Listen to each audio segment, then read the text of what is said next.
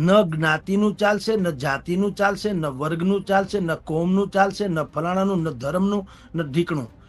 માણસને એટલે કે મતદારોની એવી અવેરનેસ, જેને જાગૃતિ કહી શકાય, એ જાગૃતિ એવી આવી છે કે કમસે કમ હવે કોમનો નહીં, કામનો માણસ જોઈએ છે. That's all. એ પછી કોઈ પણ જ્ઞાતિનો હોય, એ સારો હોવો જોઈએ, મારો નહીં. હું આવું ઓબ્ઝર્વ એટલા માટે કરી શકું છું, હું જ્યાં હજારો લોકોને મળું છું એને કહું છું.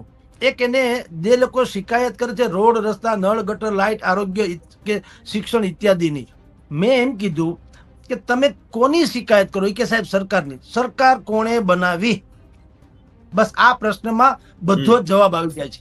એવું તો નથી કે અહીંથી મેં કીધું રેસ લાગી હોય દોડવાની અને ભૂપેન્દ્રભાઈ સૌથી પહેલા પહોંચી ગયા એટલે મુખ્યમંત્રી બની ગયા, હર્ષભાઈ થોડાક વાહે રહી ગયા એટલે ડેપ્યુટી બની ગયા, બીજા બધા મંત્રીઓ એની વાહે રહી ગયા એટલે કેવળ મંત્રી બન્યા. આવું છે કીધું? એવું તો છે નહીં.